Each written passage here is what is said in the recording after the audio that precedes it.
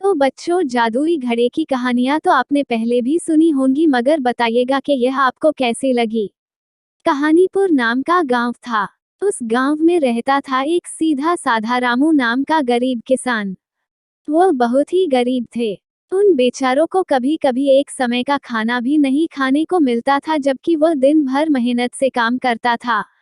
रामू के घर उसकी पत्नी ही उसके साथ रहती थी। एक बार क्या हुआ कि हमारा रामू खेत में खेती कर रहा था। तभी अचानक उसका जो कुदाल था वह एक जोर से किसी धातु से टकराया और तेज आवाज आई। बेचारा रामू चौंक के घबरा गया। बोला, अरे ये क्या। उसने खोद कर निकाला तो वहां पत्थर का घड़ा निकला। खाली घड़ा और फूटी किस्मत। रामू सोचने लगा कि आखिर इस घड़े का मैं क्या करूंगा। उसने ये सोचकर घड़े को सेब के पेड़ के नीचे रख दिया।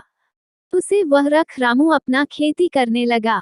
फिर दोपहर के समय वह अपना खाना लेकर सेब के पेड़ के नीचे खाने आ गया।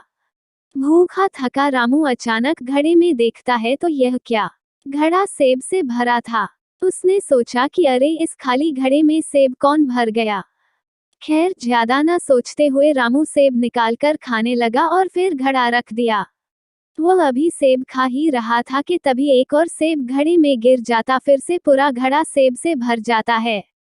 घबराया रामू पूरी तरह हैरान हो गया, लेकिन तुरंत ही समझा गया कि ये कोई ऐसा वैसा घड़ा नहीं, बल्कि निश्चित ही कोई जादुई घड़ा है। फिर कुछ विचार करके रामू घड़े को लेकर अपने घर ले जाता है। पत्नी पूछती है तो घर आकर रामू उसे जादुई घड़े के बारे में बताता है। पत्नी रामू पर बिल्कुल भी विश्वास नहीं करती और यह साबित करने है। ये सुन रामू एक चावल का टुकड़ा लेकर जादुई घड़े में डाल देता है और देखते ही देखते घड़ा चावल से भर गया था। पत्नी आश्चर्य से रामू को देखने लगी और खुश होकर रात का खाना खाया और सो गए। अगली सुबह रामू उस घड़े में कुछ सब्जियां डालता और सब्जियां निकाला बाजार में बेचने का सोचता है। अब तो रोज ही ऐसा होता और फिर रामू मेहनत करके धन कमाया और बड़ा सा घर बनवा लेता है। गांव के सभी लोग चर्चा करने लगे कि कैसे रामू इतना अमीर हो गया। क्या उसके हाथ कुछ लग गया है।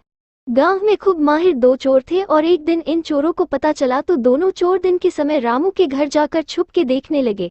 उन्होंने देखा कि रामू घड़े में एक सब्जी डालता तो जादुई घड़ा बहुत सी सब्जी से पूरा भर जाता। दोनों चोर बहुत खुश होते हुए चोरी करने का योजना बनाते हैं। एक चोर जादुई घड़ा को परखने के लिए उसमें एक सिक्का डाल देता है। हमेशा की तरह एक सिक्का बहुत सारे सोने के सिक्के बन गया। लालच बुरी बालक दोनों एक दूसरे से जादुई घड़ा छीनने लगे और झगड़े में दोनों के हाथों से जादुई घड़ा गिरकर टूट गया और सोना भी गायब हो गया। तो बच्चों, इस प्रकार जादुई घड़ा न पहला चोर का हुआ और न ही दूसरे चोर का। दोनों हाथ धो बैठे।